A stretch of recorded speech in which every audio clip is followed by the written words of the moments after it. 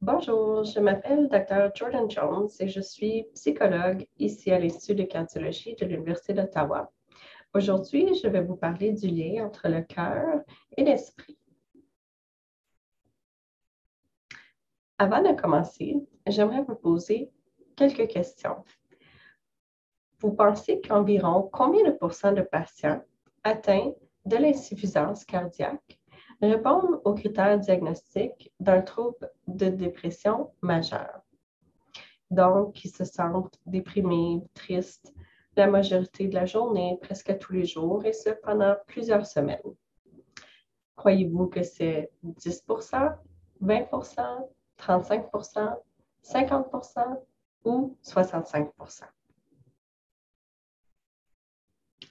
La réponse est en fait 50 de patients atteints d'insuffisance cardiaque qui auront aussi des difficultés au niveau de la dépression majeure ou la dépression clinique. Donc, il s'agit d'un sujet très important. Nous savons que les émotions ont un très grand lien avec un diagnostic d'insuffisance cardiaque. Les patients me disent souvent qu'ils se sentent plus émotifs, parfois en colère et frustrés, anxieux et inquiets pour leur santé, et parfois déprimés aussi. Aujourd'hui, je vais me concentrer sur le stress, l'anxiété et la dépression.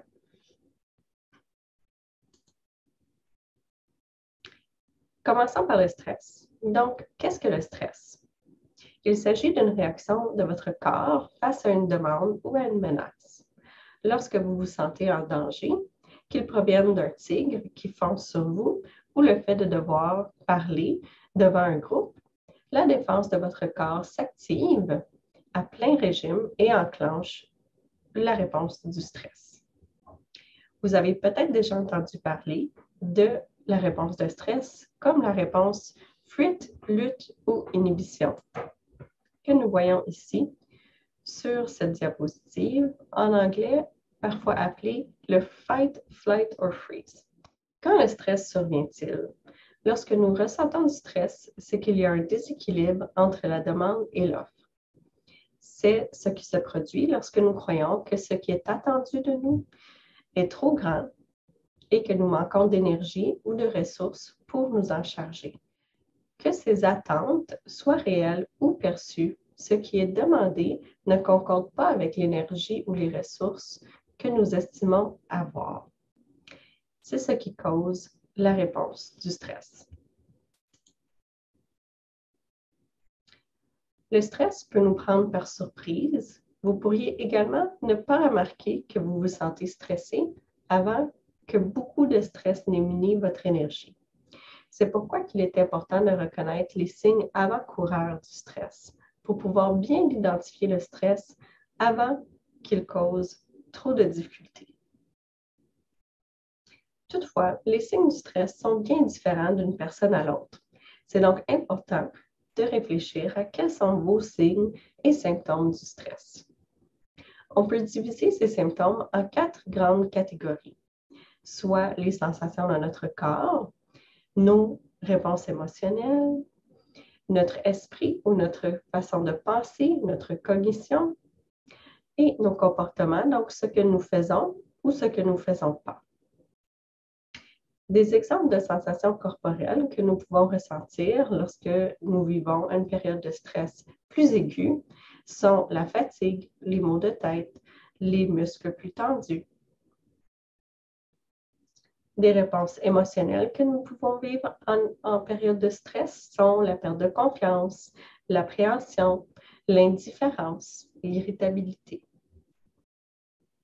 Quelques exemples de changements dans nos pensées qui peuvent survenir lorsque nous nous sentons plus stressés sont davantage d'inquiétude, de la difficulté de nous concentrer, de porter attention.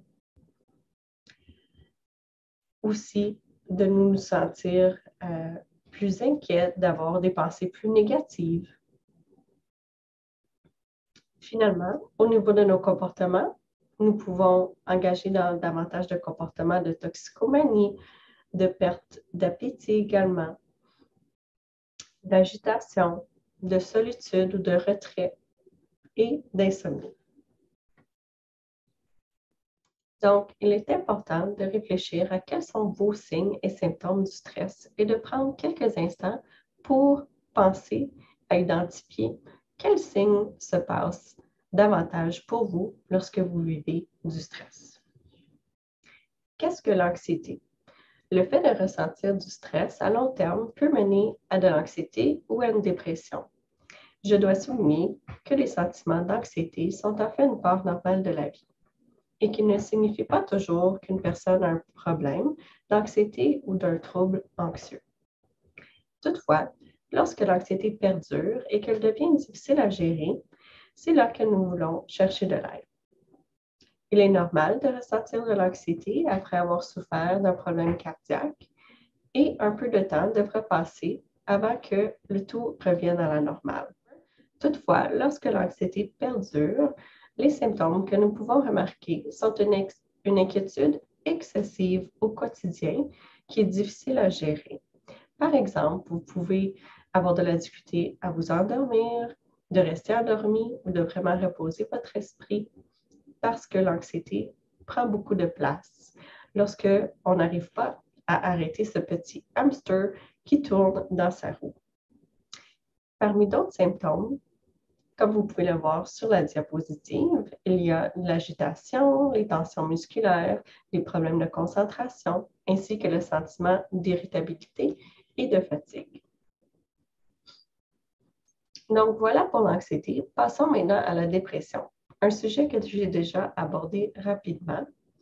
Nous utilisons souvent le mot dépressif pour décrire un sentiment de déprime ou un sentiment semblable. Il est possible que vous vous sentez ainsi à certains moments.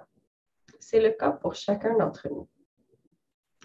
Par contre, encore une fois, lorsque ces difficultés perdurent pour des plus longues périodes et ont un impact sur notre fonctionnement dans nos activités quotidiennes, c'est là qu'il faut chercher de l'aide.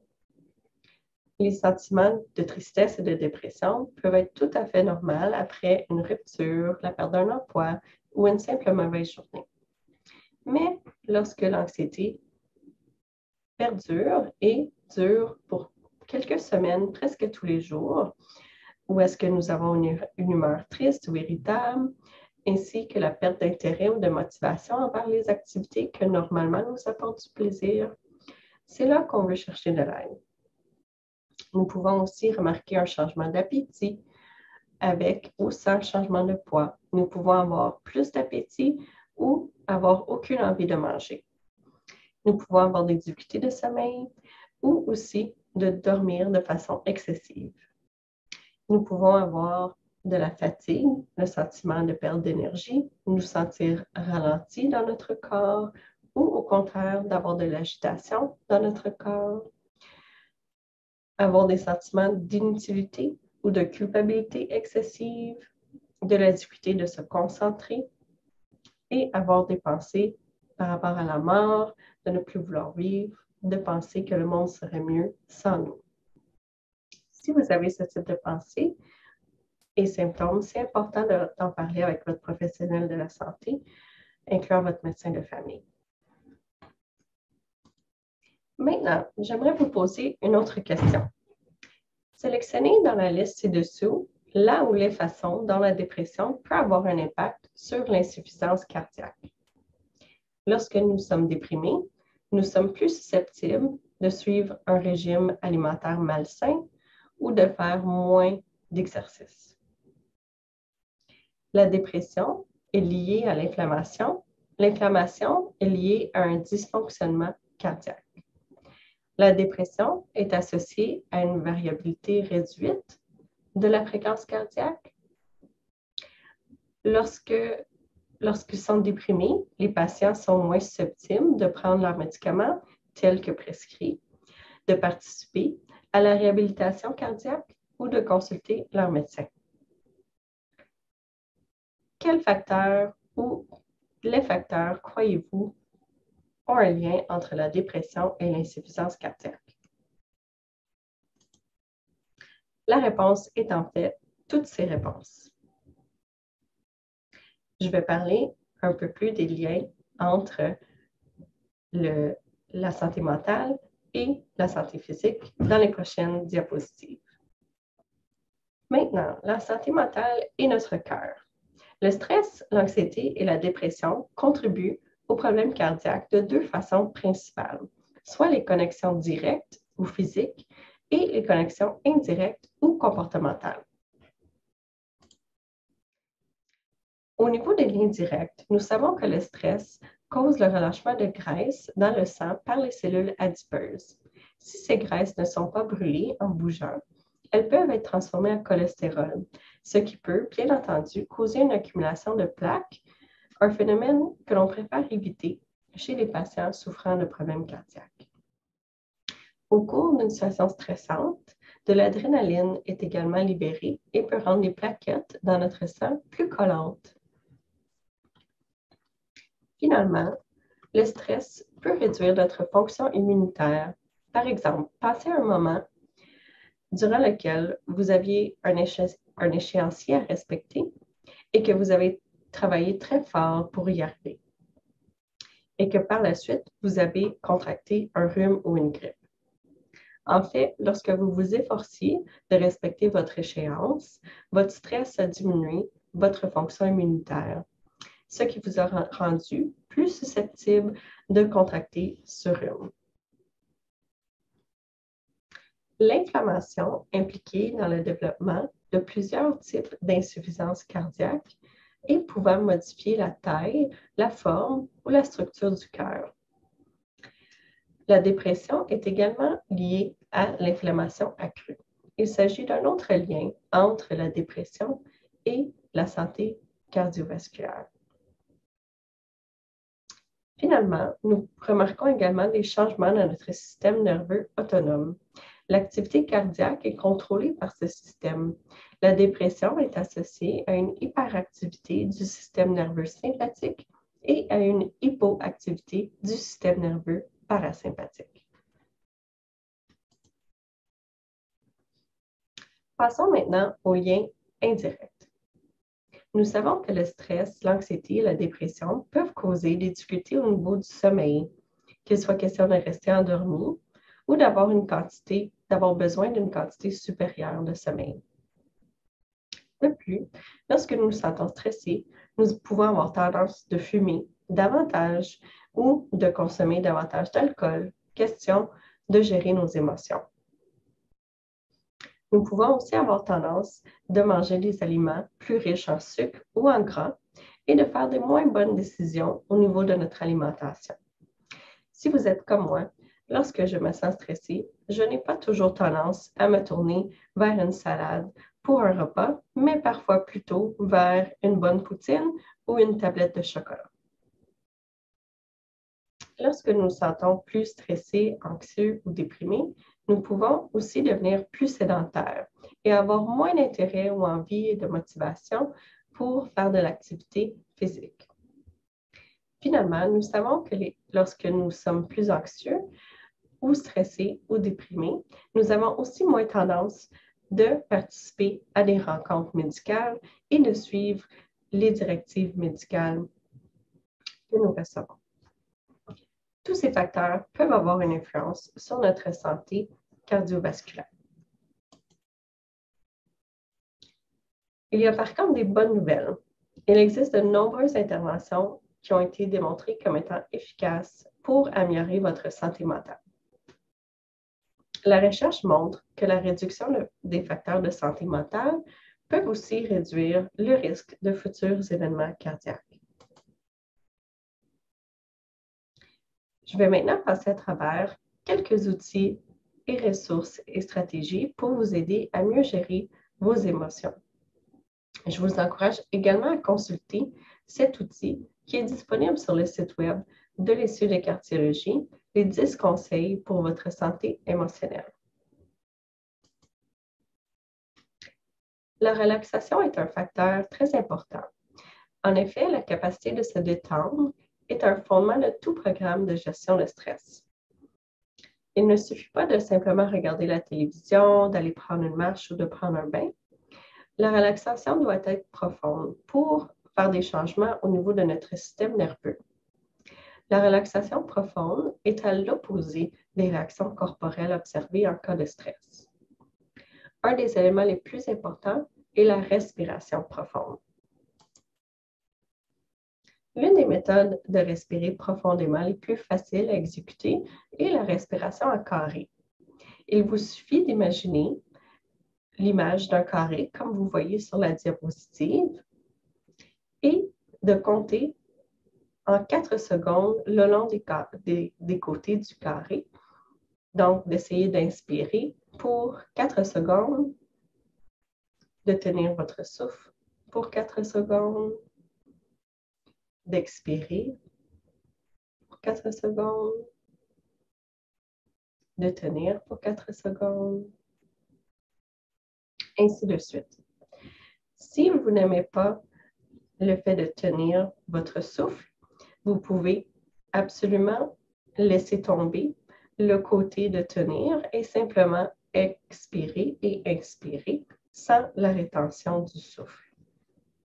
Pour certaines personnes, c'est très agréable. Pour d'autres, c'est très désagréable et il s'agit de faire ce qui est plus confortable pour vous. Une autre technique est la respiration diaphragmatique. Le diaphragme est un muscle en forme de dôme qui se contracte lorsque nous respirons. Je vais maintenant vous demander de placer une main sur votre poitrine et l'autre main sur votre abdomen au niveau de votre ventre, sous votre cage thoracique. Inspirez lentement de façon à ce que votre ventre pousse contre votre main et que votre main au niveau de la poitrine reste en place. Donc, le but, c'est d'inspirer profondément pour remplir vos poumons jusqu'à dans votre ventre et ensuite d'expirer et sentir la main sur votre ventre descendre lorsque vous expirez. Comme l'image le démontre, vous pouvez pratiquer cet exercice couché, mais vous pouvez également le pratiquer assis, comme on vient de le faire. C'est aussi important d'essayer de rentrer votre estomac lorsque vous expirez et d'essayer de pincer les lèvres lorsque vous expirez, comme suit. Maintenant, je vais passer à travers quelques astuces pour vous aider à mieux gérer vos émotions. Le simple fait de nommer nos émotions peut nous aider à être plus conscients de nos états émotionnels et mieux gérer nos réactions face à nos émotions. Donc, l'expression « nommez-les » pour les apprivoiser. Lorsque nous sommes plus conscients de nos émotions, nous sommes en meilleure mesure de contrôler nos réactions et de communiquer nos besoins aux autres personnes. Nous avons aussi tendance à juger nos émotions lorsque nous vivons des émotions difficiles. Par exemple, nous pouvons nous dire « Je suis si bête d'être triste. Pourquoi dois-je être triste? Il y a des gens qui sont pires que moi. Je ne mérite pas d'être triste. » Lorsque nous jugeons nos états émotionnels, nous nous infligeons une deuxième blessure qui rend la chose encore plus difficile à gérer. Donc, c'est important d'essayer de valider, de reconnaître nos émotions telles quelles et d'essayer d'éviter de les juger. Nous employons souvent des « je devrais » lorsque nous pensons à notre performance, à comment nous devrions nous comporter, comment est-ce que nous devrions nous sentir. Et cela peut nous mettre beaucoup de pression de performance lorsque nous mettons des « je devrais » ou « je ne devrais pas être en train de faire » ou ne pas être en train de faire, par exemple. Donc, c'est important d'essayer d'arrêter les « je devrais » dans leur élan et d'essayer de se placer des attentes envers nous-mêmes qui sont plus réalistes et d'avoir plus de compassion envers nous-mêmes.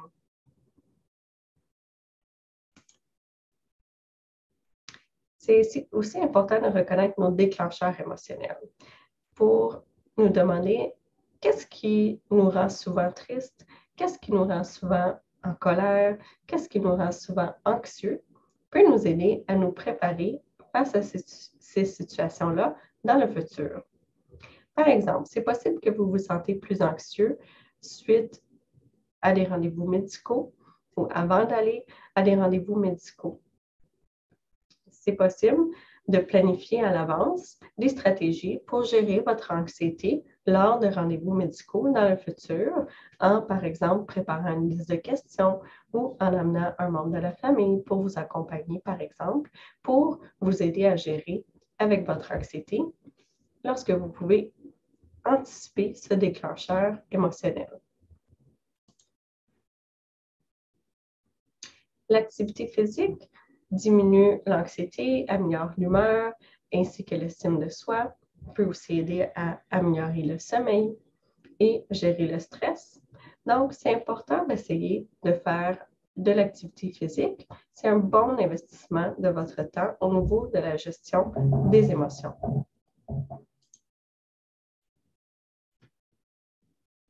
Souvent, nos activités peuvent changer suite au diagnostic d'insuffisance cardiaque. Les symptômes de l'insuffisance cardiaque peuvent nous empêcher de nous engager dans les activités que nous aimons. Vous pouvez vous retrouver à vous retirer ou éviter des activités sociales en raison d'un manque d'énergie ou d'essoufflement. Donnez la priorité à ce qui est important pour vous. Sélectionnez des activités qui vous intéressent vraiment. Planifiez à l'avance, par exemple, espacer vos activités dans la semaine ou le mois. Sentez-vous à l'aise de quitter une activité plus tôt si vous ne vous sentez pas bien. Connectez-vous virtuellement avec vos amis et vos proches, si possible. Pensez au rythme, à décomposer les plus grosses tâches en plus petites tâches et donnez-vous plus de temps. Une stratégie qui peut être aidante pour gérer la fatigue et les symptômes d'insuffisance cardiaque est la conservation de l'énergie. Il suffit de penser à notre énergie comme une ressource limitée, comme par exemple à l'essence dans notre réservoir d'essence dans la voiture. Nous avons seulement un certain nombre d'essence avant que notre réservoir se vide et que nous devons aller le remplir. Donc, il suffit de planifier les activités en fonction du nombre d'énergie que nous avons et d'essayer de planifier des périodes d'activité et de repos pour qu'on puisse maintenir un niveau d'énergie plus uniforme au long de la journée. Souvent, on a tendance à attendre une bonne journée lorsque nous avons plus d'énergie pour faire plus d'activités.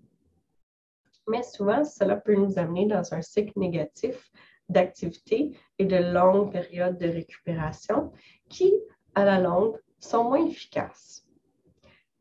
Il suffit de trouver le bon rythme pour nous aider à accomplir nos activités selon notre réservoir d'essence ou d'énergie. Vos valeurs peuvent aussi vous aider à planifier avec succès. Donc, de penser à quelles sont les activités les plus importantes pour moi à prioriser dans ma journée, qui m'amènent du plaisir, de la satisfaction, un sentiment d'accomplissement et de planifier ces activités-là en premier avant d'autres. Ici, nous voyons un exemple du cycle de suractivité et de repos prolongé qui peut être moins efficace à long terme. Donc, lorsque nous nous engageons dans beaucoup d'activités, nous sommes suractifs, cela peut augmenter nos symptômes d'insuffisance cardiaque et de fatigue, ce qui peut nous amener à devoir nous reposer pour des plus longues périodes de temps et, par le fait même, diminuer notre productivité. Au contraire, nous pouvons essayer d'accomplir des plus petites tâches, d'accomplir des tâches moins longtemps, d'avoir des périodes de repos entre la période d'activité et d'avoir une période de repos pour garder une bonne productivité au courant de la journée et ne pas tomber dans les périodes de suractivité et de repos prolongés. Comme humains, nous sommes des animaux sociaux. Nous avons besoin de connexion avec d'autres personnes. Lorsque nous sommes isolés, notre santé mentale, émotionnelle, souvent va moins bien. C'est important de connecter avec d'autres personnes. Même en temps de pandémie, on peut essayer de maintenir des connexions virtuelles avec distanciation physique, mais tout de même avoir des connexions sociales. Il y a beaucoup de recherches qui démontrent que les relations positives avec d'autres personnes peuvent réduire le rythme cardiaque et la pression artérielle et aussi mener à des moins hauts taux de mortalité pour les patients cardiaques à travers le temps.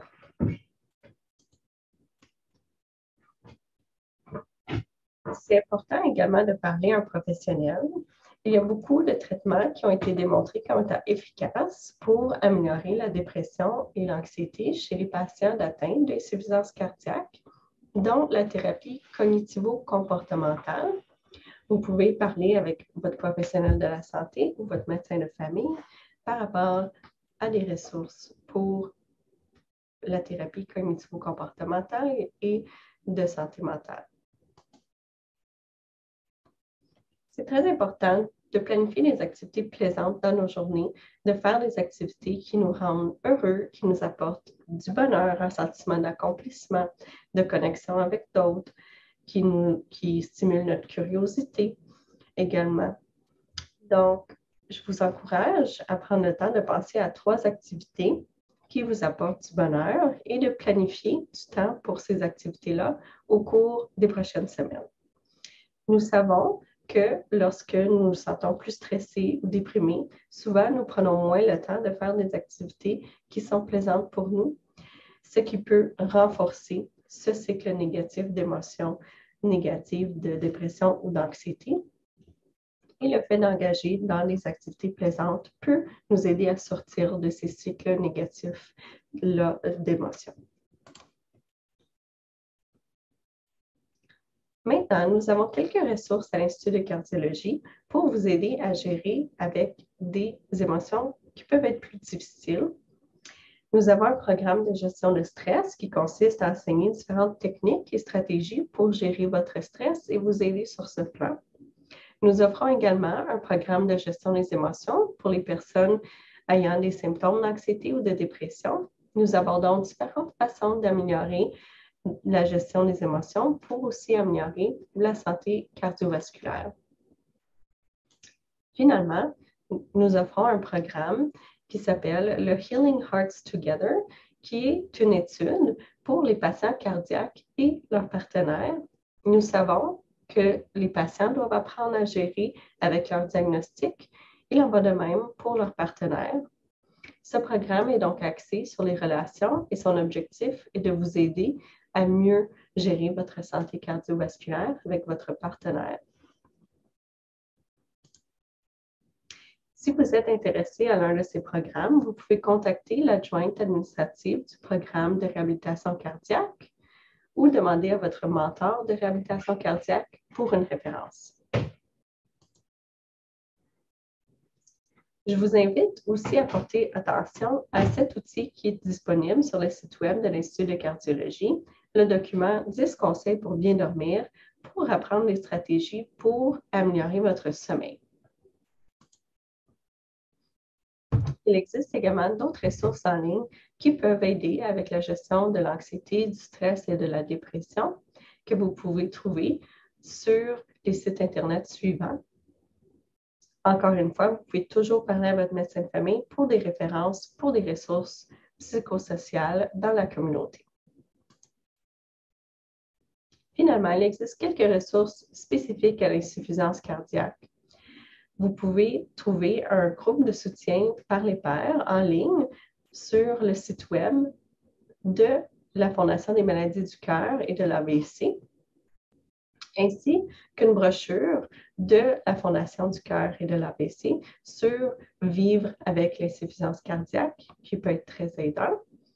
Finalement, il existe aussi une brochure qui a été développée pour la gestion de vivre avec des maladies chroniques, qui est seulement disponible en anglais. Pour conclure, je dis souvent que nous devons traiter le cœur et nourrir l'esprit. Alors, je vous remercie infiniment pour votre écoute lors de cette présentation et je vous souhaite le mieux dans votre rétablissement. Merci, bonne journée.